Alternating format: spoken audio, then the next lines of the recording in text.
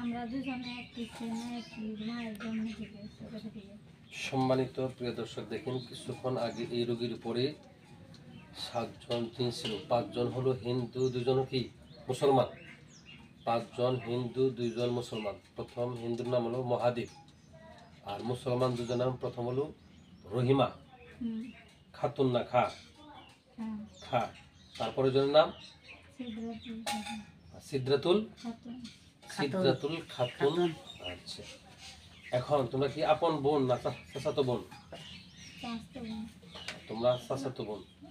তাহলে একজন মুমিন, একজন ইমানদার ইনসান জিন কাউকে কষ্ট দিতে পারে না, এটাকে বিশ্বাস করো তোমরা? তাহলে এই রোগীকে তোমরা, আমি একজন মুসলমান, তোমরা মুসলমান। কালকে আমি গেছিলাম কিছু কথা বলার জন্য, আমার স্বামী আমার সাথে খারাপ ব্যবহার করার কারণে আমি জব দিতে পারি না, উত্তর দিতে পারি না। আচ্ছা শোনো, ওর স্বামী, স্বামী আছে এই জায়গায় জিজ্ঞেস করে না। শোনো, ওর স্বামী আমার যে যোগ্যতা, দক্ষতা, অভিজ্ঞতা, তুমি কথা জোরে বলবা। আর এই আখি আক্তারের স্বামী, তার যোগ্যতা, দক্ষতা একরকম না। তোমার সাথে কি আচরণ করতে হবে এটা সে বুঝতে পারে না। আর আমি কার সাথে কি আচরণ করব সেটা আমি জানি। যেমন ব্যক্তি ওইরকম ভক্তি, যেরকম কুকুর ওরকম মুগুর। তুমি আমার সাথে সুন্দর ভাষায় কথা বলছো, আমি তোমার সাথে সুন্দর ভাষায় কথা বলতেছি। তোমাকে প্রসারিং করা, খারাপ আচরণ করবো না ইনশাআল্লাহ।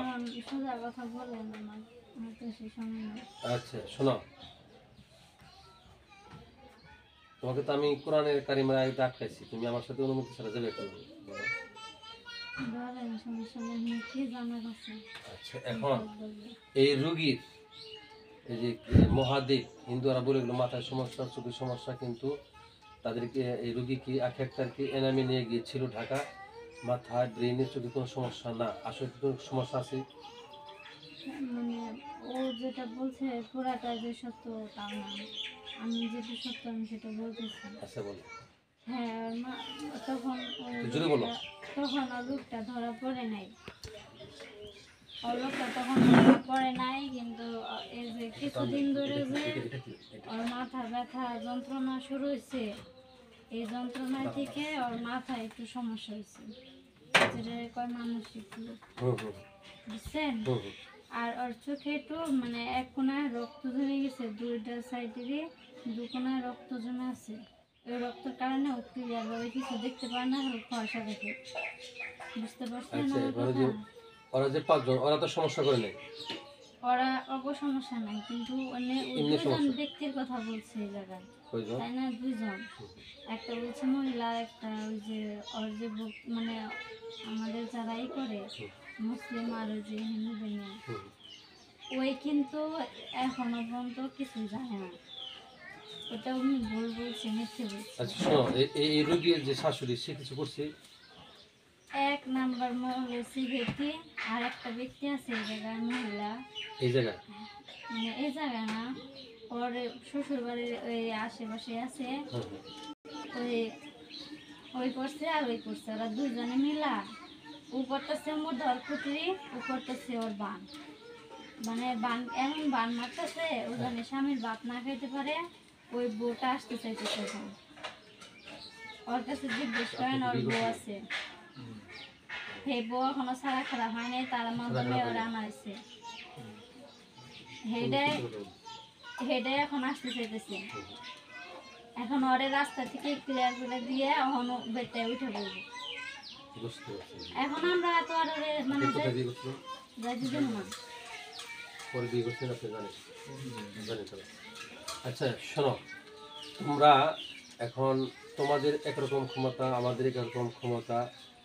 এখন এই রোগীকে কিভাবে, তুমি মুসলমান, আমি মুসলমান, এখন কোরআন, হাদিস, ইসলাম, মুসলমানের উপরে কোনো কিছু হতে পারে না, তাই না? এখন তোমাদের 2 জনের কাছে যেটা বলতে চাচ্ছি, এই রোগীকে কিভাবে সুস্থ করা যায়। আর এই যে 5 জন যে আসছিল, ওরা কি আর আসতে পারবে? ওদের আমি যদি বাধা দিয়ে দিই, আজকে দিই, ওদের সাথে নেই, কারণ আমি ইসলাম, আমার ধর্ম আছে, আমার না আমার সাথে ওয়াদা দিছে, ওরা ওরা আবার আসার চেষ্টা করতেছে, কারণ ওদের যে মহিলাটা বসে এখন ওর যে স্বামীর যে শাশুড়ির মা ছিল না, সে এখন বসছে, তাদের সাথে ওরা কথা বলতেছে, বুঝতে পারছেন? আচ্ছা, আমার যে মানে ওর যে আখি, ওই আখি তার পায়ে ধরে যে মাপ চাইতে, কারণ হ্যাঁ ওই জায়গায় গেছিল, পরে তাদের বলে একটু অপমান করছিল, আর মা বাবার অপমান করে দিছিল। আগের শাশুড়ি হ্যাঁ, মাপ চাবি তাদের কাছে। আর ওর স্বামী একটা অভিশাপ দিছিল, সেই অভিশাপটা খণ্ডাইতে হবে। ওর স্বামী একটা অভিশাপ দিছিল, তুই জীবনে সুখী সংসার করতে পারবি না, বাচ্চা কাচ্চার মুখ দেখবি না। শোনো, এখন অভিশাপ এগুলো আমরা বিশ্বাস করি না। শোনো, একটু আমি যদি কিন্তু কানাডা নাই কেন? শোনো শোনো ওর best আমি স্বামী শোনো, আমি যদি কোনো অন্যায় কিছু না করি, একবার 14 কোটি লোক মিলে আমাদের বদ্ধ ও অন্যায় করছিল, কিছু করছিল। অন্যায় করছিল বলতে ওর স্বামীটা তেমন ভালো ছিল না, খারাপ টাইপের নেশা করতো। ওর সামনে একদিন রাত করে ওরে নিয়ে যায় গাড়িতে করে, ওদের বাড়িতে একটা ব্যক্তিরে বলছিল, হ্যাঁ ওদের সামনে বলছিল যে আমি আজকে রাস্তায় নিয়ে ওরে মারবো, ব্রিজের মধ্যে নিয়ে ওরে ফালিয়ে মারছিল। তখন ও একটা দৌড় দিয়ে আরেক পাশ থেকে উঠে পড়ছিল। হ্যাঁ, আমরা কিন্তু সবকিছু আমরা সব জানি, এমনকি বুঝি। ওর স্বামী তখন একটা, ও যখন রাগ করে আইসে বললো ওর বাপে যে ওরে টেম্পো করে নিয়ে পড়লো, ওর বাপে আগে টেম্পো চালাইতো। এখন হ্যাঁ আল্লাহ রহমতে 7 বছর ধরে বিদেশ করতেছে, সহি সালামতে হ্যাঁ বাসায় আসার চেষ্টা করতেছে। কিন্তু ওই যে ওর স্বামী আর শাশুড়ি, ওদের দুজনের কাছে যে মাপ চাইতে হবে, তারা চাইতেছে ওরে নিবার নিগে, তারা শোনো, আমি কথা বলি। এখন শাশুড়ি সেটা বাদ, এখন কারো যদি পরে বিবাহ হয়, আগের স্বামী বাদ, কারো যদি পরে বিবাহ হয় ওই শাশুড়ি ওটা ওর বাদ। এখন শোনো, কোনো না, এখন তোমাদের কি করে না বলো, তোমাদের কাছে আমার দাবি হলো ওই মহাদেব, কালীদেব, তারপরে বালতি না কি জ্যাগম্যাগ আছে সব তাড়িয়ে দিবে, আর তোমরা এই রুগীকে মুক্ত করবা, আর ওদেরকে আর আসতে দেবা না। আমার তো কাজ আছে ইনশাআল্লাহ, ঠিক আছে না? ইনশাআল্লাহ। তোমার নামটা সুন্দর, তোমার চাচাতো বোন তার নামটাও সুন্দর, আর ইসলাম, কোরআন, হাদিস, মুসলমান ধর্ম জাতির উপরে কোনো জাতি নেই।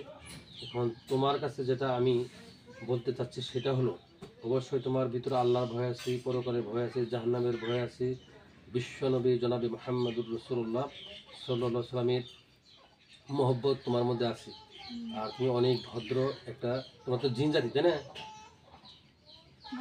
আচ্ছা, তোমরা পর্দা করছো, এরপর আমাকে সালাম দিছো, তোমাকে ইনশাল্লাহ তোমাদের জন্য মানে আন্তরিকভাবে মোবারকবাদ জানাচ্ছি। সেটা তুমি এখন আমার কাছে ওয়াদা দিবে, কোনো দিন তোমরাও আসবা না আর ওদেরকেও আসতে দিবা না।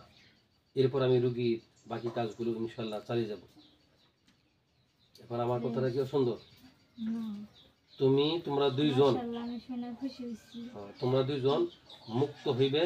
আর ওই যে মহাদেব, মুসলমান, ইসলামের উপর কোনো কিছু নাই, নাজি ইন্নাদ-দীনা ইনদাল্লাহিল ইসলাম, কেবলমাত্র শুধুমাত্র মনোনীত ধর্ম কি ইসলাম। তাহলে তোমরা তোমাদের ভিতরে অবশ্যই আল্লাহর ভয় আছে, তোমরা এই যে ইনসানকে ধরো, এটাও তো ধরা ওরকম জায়েজ না।